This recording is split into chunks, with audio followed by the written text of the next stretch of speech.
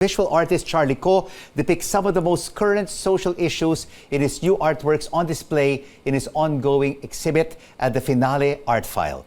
Charlie tells us more about his collection, System Corrupted, right here on The Final Word. Charlie, great to have you with us. Thank you. Thank you for giving us a voice. A voice indeed, Yeah. because your exhibit is entitled System Corrupted. Why did you call it with this title? Is it in reference to the pandemic and the corruption in our country? It's all.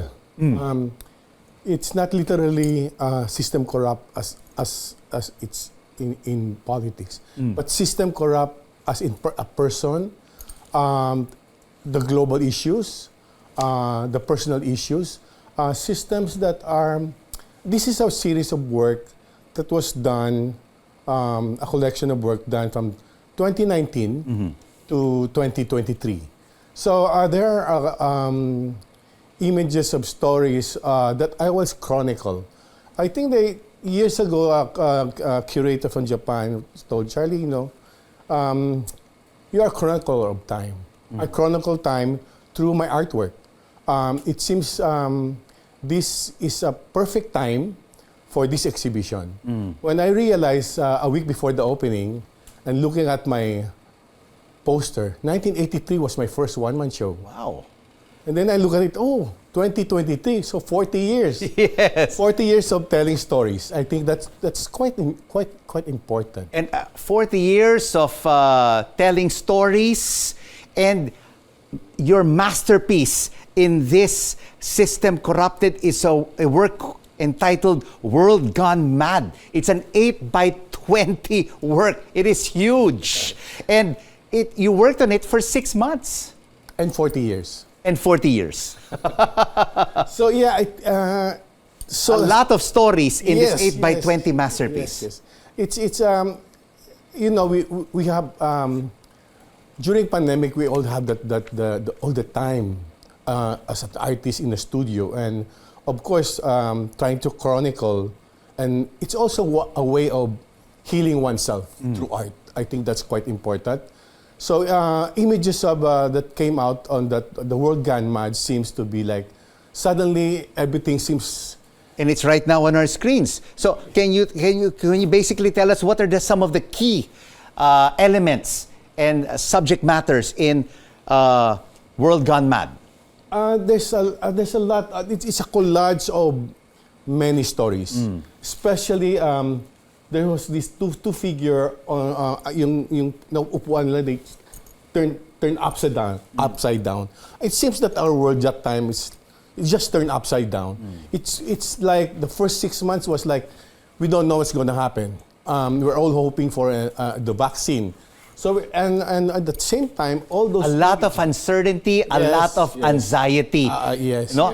Basically, all in this 8x20 work. Apart from your works on canvas and paper as well, you have mixed media installation entitled Matchstick World. It's a huge matchstick. I mean, what does it symbolize, Charlie? Actually, when you look at the exhibition, you have to go around the exhibition. There are works that chronicle the time before pandemic, during pandemic, and after pandemic, as an artist's personal take on an artist's system, corrupt system or system corrupted.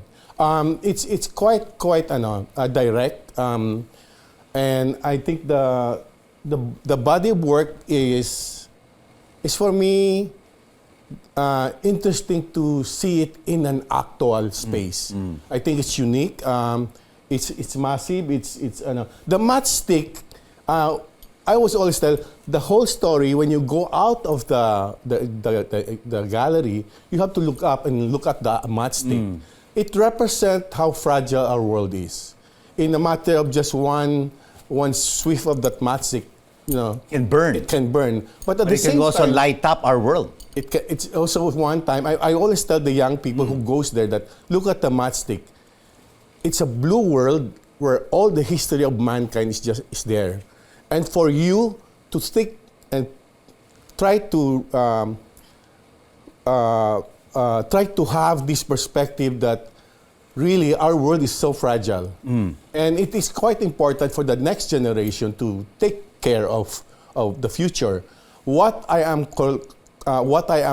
doing all these works, all these stories about what's happening now. You know, Charlie, you have a 40-year career, a very successful visual art career over 40 years.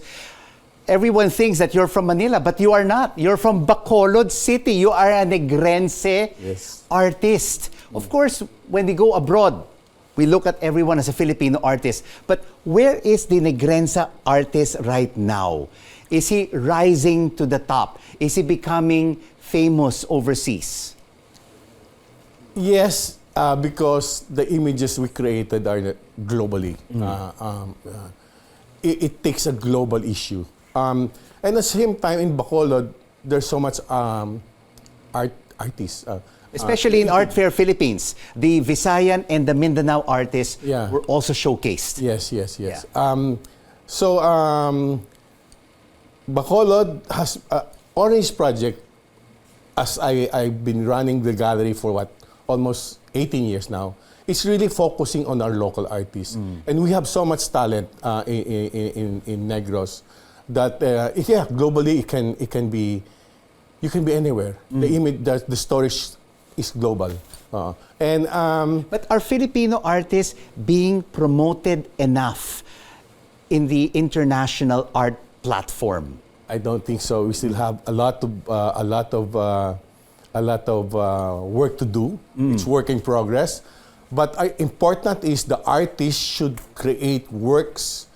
In the end of the day, the body of works that the artist being produced, created, and being produced all over the Philippines will represent us, I think, in a global stage.